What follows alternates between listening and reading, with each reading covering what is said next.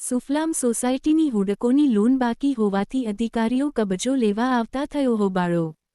હુડકોએ ઘણા વર્ષો પહેલા સુફલામ પ્રાથમિક સહકારી ગૃહ નિર્માણ સોસાયટી લિમિટેડની લોન મંજૂર કરી હતી। તેના બિલ્ડરે લોન લીધા પછી વર્ષો વીતી ગયા હોવા છતાં બાકી લેણા નિયમિતપણે ચૂકવ્યા ન હતા અને ખાતું એનપીએ થઈ ગયું છે। હુડકોએ બાકી લેણાની વસૂલાત માટે ડીઆરટી હેઠળ કાનૂની કાર્યવાહી શરૂ કરી હતી અને ડેટ રિકવરી ટ્રિબ્યુનલ ડીઆરટી દ્વારા પ્રાથમિક સહકારી ગૃહ નિર્માણ સોસાયટી સામે હુકમનામું પસાર કરવામાં આવ્યું હતું અને તેની વસૂલાત ન આવતા હુડકોના અધિકારીઓ કબજો લેવા આવતા તમામ ફ્લેટ ધારકો એકઠા થઈ ગયા હતા।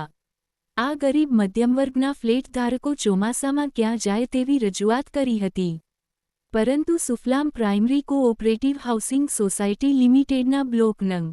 આ ના 12 ફ્લેટ અને બ્લોક નં.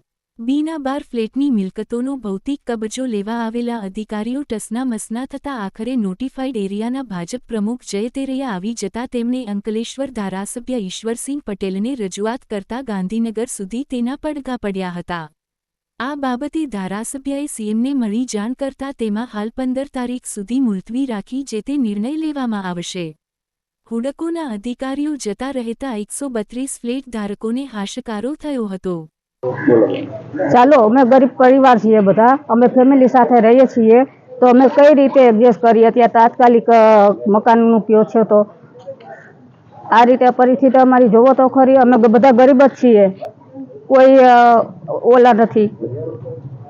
આમાં કઈ રીતે અમે જઈએ? અમે હુડકો વાળા હમણાં જ ખાલી કરી દો, અમે ક્યાં જઈશું બધાય? આ માણસ માટે કંઈક તો હોવું જોઈએ ને, જે થશે જેટલું અમારાથી એટલું અમે કરશું।